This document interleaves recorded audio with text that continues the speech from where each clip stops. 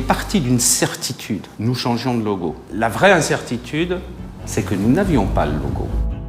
Déjà, ça a été une sorte de grand contre-la-montre. C'est-à-dire qu'on a eu 15 jours pour faire un film où, normalement, on doit avoir un mois. Ces films de reveal, c'est toujours un petit peu compliqué parce qu'on essaie de mettre une histoire, mais l'histoire, elle a peut-être moins d'importance que le logo. On a imaginé un dispositif et une histoire qu'on allait se raconter.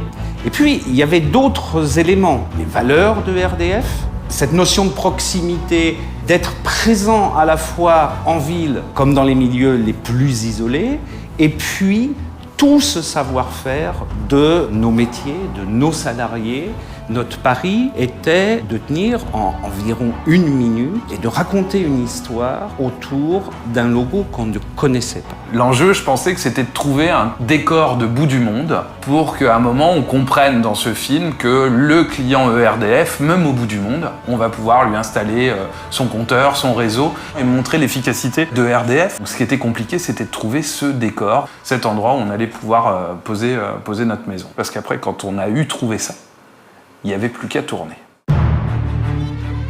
Sauf que, on se retrouve dans des décors de bout du monde où c'est la Manche. Donc en général, il y a 80 km/h de vent. Et qu'en plus, le film se tourne la moitié du temps avec un drone. Un tournage un peu angoissant parce que nous étions à Cherbourg avec un petit peu de machinerie style drone et compagnie. Et on s'est retrouvé sur 4 jours de tournage à attendre des créneaux horaires d'1 heure pour pouvoir tourner. On a vécu, pas un calvaire météo, mais une météo très très compliquée pour tourner ce film. Et que entre l'équipe, la prod, tout le monde, on a réussi dans des délais très très courts de tournage à pouvoir tourner les plans.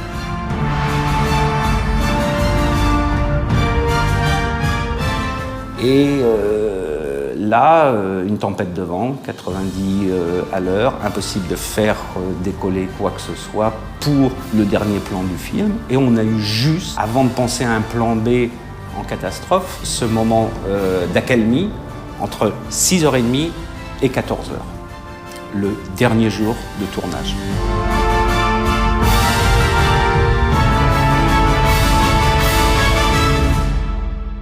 Ce qui était vraiment compliqué sur ce film-là, c'est de se dire qu'on a créé 5 petites scènes avec 5 personnages qui se rendent sur ce lieu, et à la fin, on découvre ces 5 personnages, mais là-dessus, il n'y a rien qui existe. On se retrouve sur un champ, il n'y a rien, c'est vide.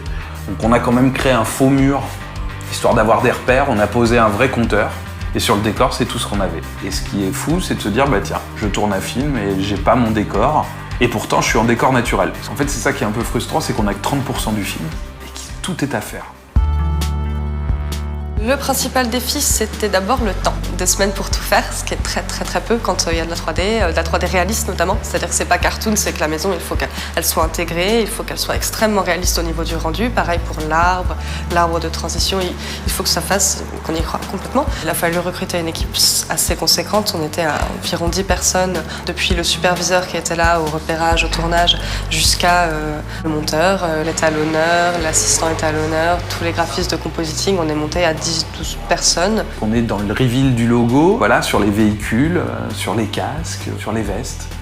Et il va falloir enlever l'ancien, détourer image par image pour pouvoir réintégrer le nouveau logo. Nous avions la difficulté de devoir refaire la tête et le casque pour poser un logo sur le casque en 3D. Donc on a fait un visage et un casque en 3 dimensions et l'a collé sur la tête du réel.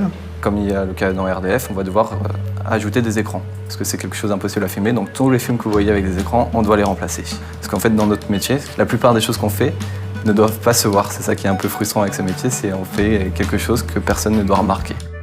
J'ai eu en charge la création et la fabrication du reveal du nouveau logo ERDF. Je suis plutôt parti dans l'idée de faire un logo en 3D pour le mettre en valeur. J'ai eu aussi la charge de faire ce qu'on appelle la confo du film. Donc là-dessus, après, moi, je vais rajouter des effets de flair au début du film auxquels ils tenaient beaucoup pour faire leur transition. C'est vraiment un travail de finaliser le film dans sa globalité.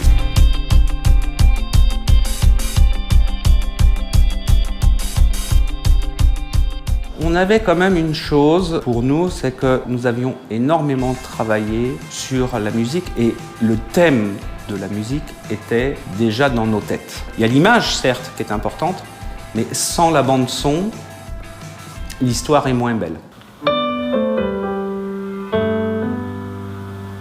Il y a eu d'abord les intentions, puis on a un petit peu affiné, puis le travail sur les identités, puis après celles qui ressortaient du lot. Finalement, il y en a une qui était vraiment, qui avait la saveur de l'évidence. Rentrer vraiment dans les valeurs de RDF, c'est-à-dire les valeurs de la marque, savoir ce que la marque était et ce qu'elle voulait devenir. Parce que, in fine, une identité sonore n'est que la traduction musicale de ces valeurs. C'est la chose la plus importante. Que ce soit de la conception au tournage, aux agents qui ont participé au tournage, parce que les 2 personnes qui sont dans la nacelle sont de vrais agents de RDF, les gens en post-production et les gens de la musique ont été tous formidables et tous partis dans le même sens, dans le même but, qui est celui de faire un beau produit, une belle réalisation qu'on a pu découvrir aujourd'hui.